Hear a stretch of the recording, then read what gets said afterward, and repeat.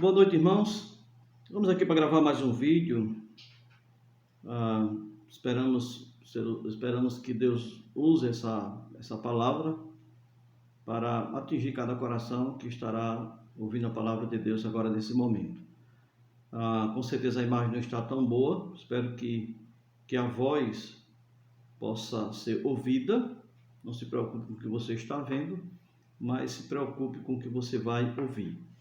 Queremos dar continuidade, irmãos, a um texto que a semana passada, capítulo 2 de 1 Pedro, eu gostaria de fazer a leitura e nós tratamos sobre que uma igreja missionária ela é comprometida com Deus.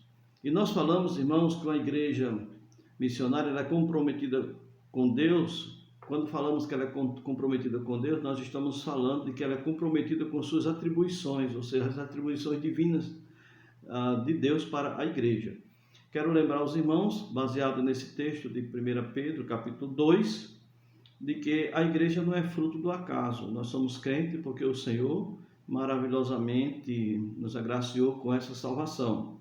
É tanto que no versículo 9 de 1 Pedro, capítulo 2, diz assim: Vós, porém, sois raça eleita, sacerdócio real, nação santa, povo de propriedade exclusiva de Deus, a fim de proclamar as virtudes daquele que vos chamou das trevas para a sua maravilhosa luz. Então, não somos frutos do acaso, certo? Nós somos crentes porque o Senhor maravilhosamente nos agraciou com essa tão grande salvação.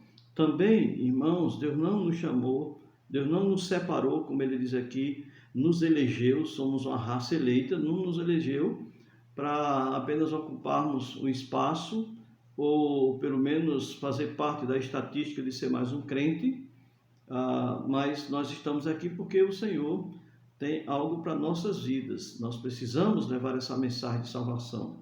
Deus quer ser glorificado por meio de nós. Então nós, irmãos, nós falamos sobre quatro atribuições.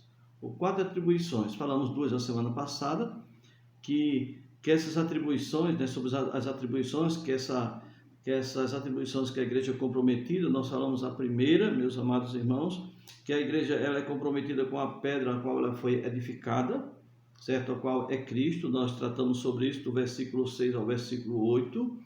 Também nós tratamos, irmãos, que uma igreja comprometida com Deus, ela é comprometida com a adoração, versículo 4 e versículo 5. Então, a igreja do Senhor Jesus, ela é comprometida com Cristo e ela é comprometida com a adoração a Deus, adoração a esse Cristo maravilhoso. Gostaríamos de dar continuidade e falar sobre mais duas atribuições de uma igreja comprometida com Deus. E eu gostaria de começar lendo aqui versículo 1 e versículo 2 do capítulo 2 e tratando de que a igreja, uma igreja podemos dizer assim, uma igreja missionária, ela é comprometida com a santidade. A igreja é comprometida com a santidade. Eu gostaria de ler o texto aqui, depois lembrar os irmãos de outro texto das Escrituras. Nós vamos ler aqui 1 Pedro capítulo 2, que diz assim, versículo 1: Despojando-vos, portanto, de toda maldade, dolo, de hipocrisias, inveja e de toda sorte de maledicência, desejai ardentemente, como crianças recém-nascidas, genuíno leite espiritual, para que por ele vos seja dado crescimento para a salvação. Versículo 3, ele diz: Se é que já tendes a experiência de que o Senhor é bondoso. Então, observando esses versículos, meus amados irmãos, podemos chegar à conclusão que uma igreja missionária ela é comprometida com a santidade. Tanto que o texto aqui é bem claro, despojando-vos. A ideia é tirar aquela roupagem que nos dias da nossa incredulidade vestíamos, certo? O texto, tanto de Paulo escrevendo aos Efésios, como também a carta aos Colossenses, nós temos ali um apelo a despojar-se daquilo que é pecaminoso, e nós devemos nos revestir de um novo homem. Aqui ele mostra de uma maneira bem clara. Nós já tratamos, ele diz que nós somos uma raça eleita, um povo de propriedade exclusiva de Deus, uma nação santa. Mas é interessante, irmãos, se queremos ser grandemente usados por Deus, nós precisamos primar por uma vida de santidade, né? Por uma vida de santificação, exercitar a santificação na prática. E ele diz aqui como devemos fazer isso nesse texto aqui. Se você observar o texto de Tessalonicenses, né, da carta de Paulo aos Tessalonicenses, capítulo 4, ele diz que ele não nos chamou para a impureza, mas nos chamou para a santificação. Então nós entendemos que há um propósito de chamada, a santificação é um propósito de Deus, da chamada dele para nossas vidas. Ele nos separou, estávamos no mundo, fomos separados, né, por Deus, daquilo que é profano para ele. Então nós somos crentes, não somos perfeitos, temos ainda deficiências, nós precisamos crescer em santificação, mas o texto aqui é bem claro que a santificação, baseado nesse texto de 1 Pedro, ela consiste em um rompimento imediato e definitivo com o pecado.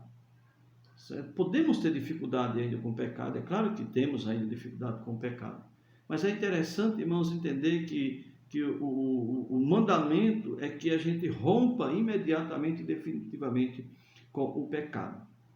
O pecado deve ser um acidente em nossas vidas e não algo premeditado. Se temos dificuldade, com certeza cada um temos as nossas lutas, nós precisamos, né, clamar ao Senhor, porque Deus ele quer ser glorificado nas nossas vidas. E se Ele quer ser glorificado nas nossas vidas, Ele dá todas as condições para que a gente viva de uma maneira que glorifique a Ele. Então Deus não iria exigir de nós sem nos capacitar para tal. Então é importante, irmãos, nós entendermos isso. Então a santificação consiste exatamente nisso. A ideia dessa palavra aqui, despojando-os, é dispensar ou colocar de lado. É não usar ou não levar mais. Tem a ideia também de romper, de separar-se, de remover, de tirar. Essa é a ideia dessa palavra. E o verbo aqui, isso denota, irmãos, ou indica, melhor dizendo, um rompimento imediato e definitivo com o pecado. O crente tem que entender que o pecado sempre é grave aos olhos de Deus. E ele diz aqui daquilo que devemos despojar-se, nesse versículo que nós acabamos de ler. Devemos despojar de toda maldade, ou seja, de tudo aquilo que é mal, de tudo aquilo que é perverso, de tudo aquilo que é maligno, de tudo aquilo que é cruel, das atitudes e ações, meus amados irmãos, que ofendem, que maltratem outro e que tragam também grandes desgostos para nossas vidas, né? É o que o texto assim nos ensina, certo? Não fazermos mais, irmãos, utilidade daquilo que Deus diz que é pecado, porque pecado é nada mais, nada menos do que andar na contramão daquilo que Deus diz, daquilo que viola, daquilo que afronta a sua santidade. Ele diz que devemos despojar-se também de todo engano, ou seja, de todo engano, de toda fraude, né? Toda malícia assim por diante. Estamos vendo em uma época, irmãos, devemos ter muito cuidado, né, ao usar as redes sociais. Até de não mentirmos por tabela, né? De não sermos enganosos por tabela. É tantas vozes aqui nesse mundo e muitas vezes nós podemos compartilhar algo que não consiste de maneira nenhuma com a realidade. Então é preciso a gente ter cuidado antes de observar, de compartilhar, de repassar algo. Devemos observar, né, pesquisar se realmente aquilo procede. Então, todo engano. Ele diz também de toda hipocrisia. Certo? Sempre a palavra hipocrisia, né, nas escrituras, ela tem a ideia de dissimulação. É você apresentar algo que na realidade não é aquilo que você é de fato. Então devemos fugir disso. Jesus ele repreendeu severamente os fariseus porque eles eram hipócritas. Eles exigiam algo das pessoas, mas eles não viviam aquilo. Então é preciso a gente ter muito cuidado, meus amados irmãos, com a hipocrisia. De viver uma vida superficial, vida cristã superficial, de viver uma vida cristã de fantasia, né? Ou seja, demonstrar uma coisa onde na realidade não somos aquilo que nós queremos demonstrar ou que falamos que somos. Também, meus amados irmãos, de todo tipo de invejas, certo? De tudo aquilo que corrompe, que destrói. Sempre essa palavra inveja, na raiz dela tem um sentido de destruição. A inveja ela tem sempre como alvo destruir aquele que nós invejamos. Então é interessante, irmãos, nós entender Isso, né? Diz de alguém que é movido pelo desejo de algo que pertence a outro, quer destruí-lo para ter o que lhe pertence. Devemos ter muito cuidado com essas coisas, irmãos. Isso é muito sutil. Às vezes a gente nem percebe, mas nós estamos exatamente praticando aquilo que Deus condena. Como crentes, precisamos ser comprometidos com a santificação. Então precisamos, irmãos, estar atento ao que ele diz aqui, que devemos despojar, pelo menos devemos lutar contra isso. Ele diz de todo tipo de maledicência aqui no texto, né? De todo tipo, de toda sorte de maledicência, de todo tipo de maledicência. E essa palavra, irmãos, é uma palavra usada para calúnia, para difamações, que muitas vezes vem por meio de fofocas, de críticas. Palavras que tenham como alvo destruir as reputações de outros ou de outrem. É preciso a gente ter muito cuidado com isso. Paulo, quando escreve aos Efésios, ele fala sobre isso, o que a gente deve evitar, né? Palavras torpes, palavras que denigram e não certo, edifiquem a vida de outros. Então, a nossa responsabilidade é transmitir palavras que edifiquem, que transmitem exatamente encorajamento para que as pessoas possam prosseguir a cada dia vivendo ou procurando viver uma vida cristã digna, né, da sua chamada.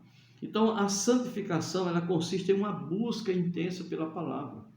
Também, ela consiste em rompimento imediato e definitivo com o pecado, despojar-se, mas o versículo 2 também consiste em uma busca intensa pela palavra. Olha o versículo 2: desejai ardentemente, como criança recém-nascida, o genuíno leite espiritual, para que por ele vos seja dado crescimento para salvação. Aí no versículo 3 ele diz: olha, se é que já tendes a experiência de que o Senhor é bom. É interessante, irmãos, observarmos o que Pedro está tratando aqui. Ele diz que a gente deve desejar. E é interessante que no versículo 3 ele diz: olha, se é que você já tem experiência que Deus é bom. Todos nós aqui, irmãos, que somos crentes, temos essa experiência. É interessante entendermos que é a bondade de Deus que nos levou ao arrependimento. E ele diz aqui, olha, esse desejo pelas coisas espirituais, pela palavra, é porque temos a experiência que a palavra é boa. Nós temos a experiência que Jesus é bom, né? E ele diz que ele é a verdade. E ele diz: a tua palavra é a verdade. Então ele mostra que eles desejarem. A ideia aqui é de uma dedicação intensa, com grande expressão de amor e prioridade. Essa é a ideia. É lançar fora a maldade, o pecado, e desejar o que é bom, o que é eficaz, o que é poderoso. E nós entendemos que o que é poderoso e eficaz é o conhecimento de Deus. Precisamos, meus amados, conhecer o Senhor. E depois precisamos fazê-lo conhecido. Então ele diz: desejai. A ideia de desejai acima de qualquer coisa, né? Desejar ardentemente, desejar acima de qualquer coisa o conhecimento de Deus, porque nós sabemos que ele é bom. Ok? A palavra é boa. Ele diz: olha, assim como uma criança faminta deseja o leite materno, certo? Quem é mãe sabe, quem é pai também, que não experimentou, né? Porque é homem, mas tem filhos, e quantas vezes eu não peguei meus meninos, eles querendo com fome, e eu levava para a mãe, né, para minha esposa, e a gente vê ali aquele desejo, aquela ansiedade, né, pelo leite materno. Então, meus amados, esse é o desejo, o genuíno leite espiritual. É uma figura da palavra escrita, ou seja, as escrituras. Devemos buscar como uma necessidade básica para uma vida de santidade e maturidade cristã. Ninguém vai crescer em santificação, ninguém vai amadurecer espiritualmente sem a palavra do Senhor. Então aqui ele diz: olha, é como se ele dissesse: você precisa despojar-se de algo e você precisa buscar o outro, se revestir do conhecimento de Deus. Outra, irmãos, atribuição divina para uma igreja comprometida é que essa igreja comprometida, meus amados irmãos, ela tem responsabilidade em transmitir o conhecimento de Deus, certo? Ela reconhece isso, né? Ela é comprometida com a mensagem de Deus. Se você observa no versículo 9, ele diz: vós, porém, sois raça eleita, sacerdócio real, nação santa, povo de propriedade exclusiva de Deus, a fim de proclamardes as virtudes daquele que vos chamou das trevas para a sua maravilhosa luz. Meus amados irmãos, a gente, se não vigiarmos, a gente se regozija com essa primeira parte do versículo. Na verdade, a gente se regozija, né? Afinal de contas, né? Entender que foi um homem ou uma mulher eleita por Deus, entender que tem um sacerdócio real, tem liberdade de entrar na presença de Deus, entender que é uma nação santa, certo? Porque fomos separados do mundo para Deus, certo? Hoje fazemos parte da igreja do Senhor Jesus, fomos chamados para fora do mundo e hoje estamos na igreja, e esse processo é uma santificação da parte de Deus, separando, né? Santificação posicional, cada um daquele que recebeu Cristo é um santo, e uma vez que é santo, precisa andar em santidade. Paulo, quando escreve aos Romanos, no seu primeiro capítulo, ele reconhece que ele foi chamado exatamente para uma vida de santificação. E ele também diz isso para a igreja de Roma, em todo o contexto da carta você pode observar isso. Então, meus amados irmãos, é interessante entendermos isso. Aí a gente tem muito prazer, olha, um povo de propriedade exclusiva de Deus. Agora lembre de uma coisa interessante, que esse versículo ele precisa ser aplicado completamente. Você aceita a primeira parte do versículo e a segunda não. Então aqui é interessante isso, porque todo versículo precisa ser praticado. Uma vez que você reconhece que você foi um homem ou uma mulher eleita, ou eleito, ou eleita por Deus, que você tem um sacerdócio real, que você é uma nação santa, que você é povo, certo? É propriedade exclusiva de Deus. Lembra que antes não éramos povo de Deus. Diz isso o versículo 10, né? O que o versículo 10 diz? Ele diz assim: vós sim que antes não eres povo, mas agora sois povo de Deus. Que não tínhamos alcançado misericórdia, mas agora alcançados o quê? Alcançados o quê? Misericórdia. Então, irmãos, nós alcançamos misericórdia. Lembra do que Paulo escreve aos Efésios, capítulo 2, onde ele diz que nós estávamos mortos em nossos delitos e pecados. Lembra que ele diz que não andávamos segundo o curso deste mundo, andávamos segundo aquele que opera nos filhos da desobediência, andávamos segundo as inclinações da nossa carne, fazendo a vontade da carne e dos pensamentos, e éramos por natureza filhos da ira. Lembra que mais na frente, capítulo 2, versículo 2, ele diz que nós estávamos sem Deus e sem esperança. Eu sei que ele faz ali uma aplicação para o povo, né, que estavam distante de Deus, inclusive também o povo de Deus, eles precisavam ser unidos também com os gentios em um só corpo, né, o corpo de Cristo, a igreja, mas nós estávamos assim. Mas olha o versículo 4, ele diz: mas Deus sendo rico em misericórdia, e por causa do seu grande amor, do grande amor com que ele nos amou, pela graça sois salvos. Então, meus amados irmãos, uma vez consciente dessa bondade de Deus revelada, da graça de Deus, irmãos, atingindo, né, as nossas vidas maravilhosamente com a salvação eterna, qual reação natural devemos ter? Compartilhar com outros que esse Jesus é bom, que esse Deus é bom. Compartilhar com os outros que esse Jesus salva, que esse Deus salva. Compartilhar com os outros que aquele que crê em Cristo tem esperança. Tanto, irmãos, eu sei que estamos vivendo dias, eu sempre, quase todos os vídeos, já que uma das razões da gente estar gravando os vídeos é porque não podemos nos reunir na igreja. Por causa de uma enfermidade que está assolando, o vírus está assolando o mundo. Mas nós que somos crentes, nós temos esperança. Certo? Isso é bondade de Deus para nossas vidas. Eu sempre tenho dito que todo cuidado, devemos ter os cuidados, devemos seguir as recomendações, mas devemos entender, amado, que se Deus não guardar, em vão guarda o sentinela. Está isso, temos um dos salmos, né? Salmo 127 trata sobre isso. Então é interessante entendermos, ele disse, olha, a fim. Então ele nos chamou, ele nos escolheu, ele nos separou do mundo para ele nos fez seu povo, porque não éramos povo, né? Não éramos povo de Deus, hoje fazemos parte do povo de Deus, porque estamos em Cristo. E ele diz, irmãos, que temos uma missão. Qual é a missão? Proclamar, levar a mensagem, dizer às pessoas quem de fato é Deus. Nós estamos vendo em um contexto, meus amados, que as pessoas vivem afirmando que conhecem a Deus, mas de fato não conhecem a Deus. É preciso conhecer suas virtudes, certo? O seu caráter bondoso, seus atributos. É preciso conhecer a Deus. E nós, como igreja, temos essa responsabilidade.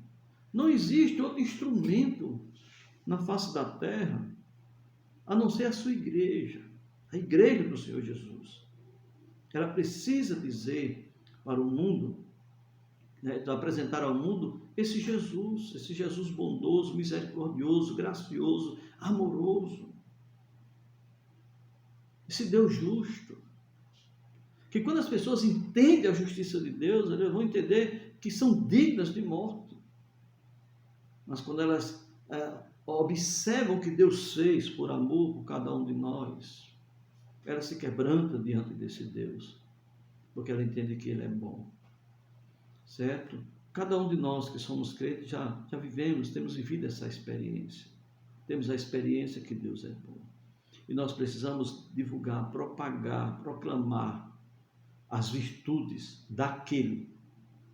Ele identifica aquele no qual, certo? Ou aquele no qual nós devemos proclamar as virtudes dele.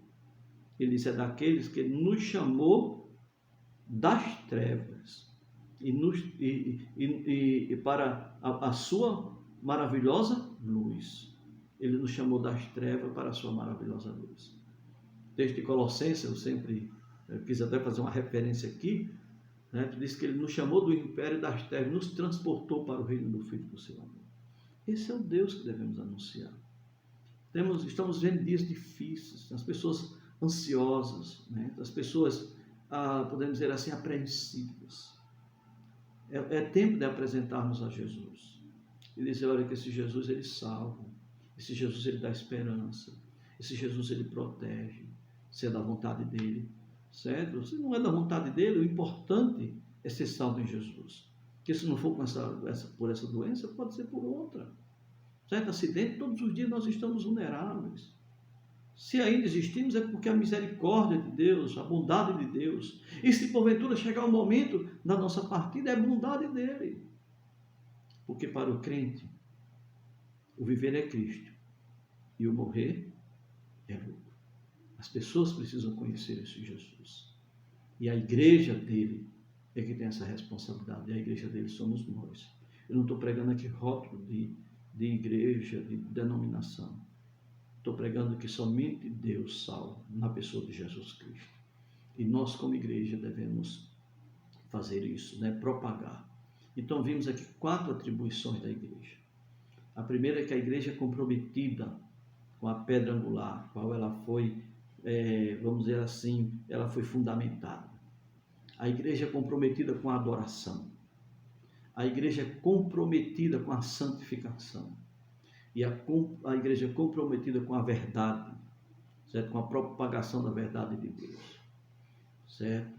E quando nós estamos atendendo essas atribuições, nós estamos nos identificando verdadeiramente como filhos de Deus, como uma raça eleita, como pessoas, né, que têm o livre acesso à presença de Deus, certo? Tem um livre sacerdócio. Nós estamos evidenciando que somos uma nação santa, que somos um povo diferente. Nós estamos anunciando que temos um Deus. E a gente está anunciando às pessoas quem de fato é esse Deus. Certo? Mostrando o que ele fez, o projeto salvífico dele na pessoa de Jesus Cristo, para que pudéssemos adentrar em uma eternidade com ele. 4 atribuições da igreja. A igreja deve ser comprometida com essas 4 atribuições. Vou repetir para encerrarmos esse tempo. Certo? A primeira atribuição que nós tratamos, ela é comprometida com a pedra angular.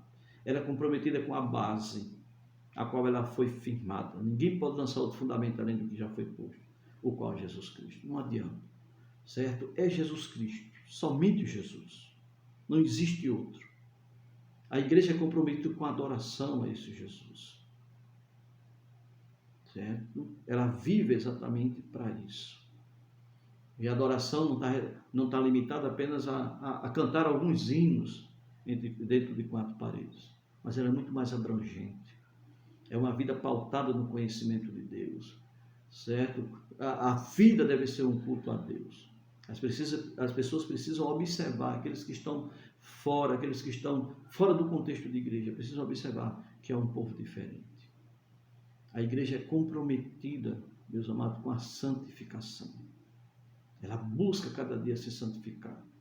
Ela peca, erra, nós vamos pecar, errar, mas precisamos confessar e abandonar essas práticas, pedir força a Deus, sabedoria, pedir discernimento espiritual, pedir capacitação para vencer aquilo que muitas vezes está travando as nossas vidas para que vivamos agradando, né? Vivamos para a glória de Deus. E por outro, a igreja é responsável para proclamar a verdade de Deus, as virtudes daquele que nos chamou das trevas para a sua maravilhosa luz. Estávamos perdidos nas trevas. Trevas era o destino final de cada um de nós. As pessoas precisam entender isso. Quando vem algum desânimo sobre a minha vida, eu olho para trás, aonde eu estava. Eu olho para frente, para onde eu estaria no futuro, se Jesus não tivesse operado na minha vida. Muitas vezes ficamos escolhendo, né, nossas companhias, pessoas que nós gostamos de estar próximas a nós. Imagina aquelas pessoas que vão para o inferno, vão viver com as piores pessoas, os piores seres, inclusive no futuro, né, com Satanás e seus anjos caídos. Imagine pessoas que têm medo de escuro. Imagine passar toda uma eternidade nas trevas. E pior, em tormentos. Não sei se você já passou uma noite, né, de dores. Eu já passei, eu tenho problemas físicos, né? E eu já passei noites de dores. Não vendo a hora amanhecer o dia para procurar um hospital. Mas muitas vezes a gente, mesmo durante aquela noite, a gente toma um medicamento e vem algum tipo de alívio. Agora imagine tudo uma eternidade de tormento. Era onde, certo? É onde aquelas pessoas que não têm Jesus, certo? Que partiram sem Jesus estão, e aquelas que estão sem Jesus se partirem, é para onde irão. Mas se você é um crente, você deve desfrutar e continuamente dizer que esse Deus é bom e que Ele salva. Nós não estamos aqui dizendo ou nos considerando melhor do que A ou B ou C. Quero dizer a você que eu era tão perdido como você. Estavam tão condenados como você, mas alguém me apresentou a Jesus. Alguém me apresentou e anunciou as virtudes daquele que havia chamado ele das trevas para a luz. E eu criei nesse Jesus. E hoje, seu salve, quer dizer que essa salvação está disponível para você. Que Deus nos abençoe maravilhosamente. Santo Deus, eterno Pai, louvamos ao Senhor por tua palavra. Que sejamos comprometidos com essas 4 atribuições do Senhor para a igreja. Que o Senhor nos ajude, Senhor Deus, a exercitá-la continuamente. Que sejamos uma igreja comprometida com nosso Senhor, com a pedra angular, aquela pedra que é rejeitada pelos homens, mas para o Senhor ela é eleita e preciosa. E para aqueles que crêem, Senhor Deus, ela também se torna uma preciosidade. Devemos ser comprometidos com ela, com adoração ao Senhor. Santificado seja o teu nome. Seja feita a tua vontade, Senhor Deus, na terra e no céu. Pai maravilhoso, Pai querido, a igreja deve ser comprometida com a santificação. Precisamos ser separados. certo? Viver separadamente daquilo que afronta a tua justiça, a tua santidade, aquilo que afronta o teu caráter. Devemos nos separar daquilo que tua Bíblia diz que é pecado. Pedimos que o Senhor nos ajude também, Senhor Deus, a sermos grandes evangelistas, anunciar para as pessoas de que o Senhor é bom, de que somente em Jesus a salvação é eterna. Porque já vivemos essa experiência. Precisamos apenas dizer para as pessoas o que já experimentamos. Obrigado, Senhor, por essa oportunidade de poder mais uma vez refletir em tua palavra. Continua falando aos nossos corações. No nome de Jesus. Amém.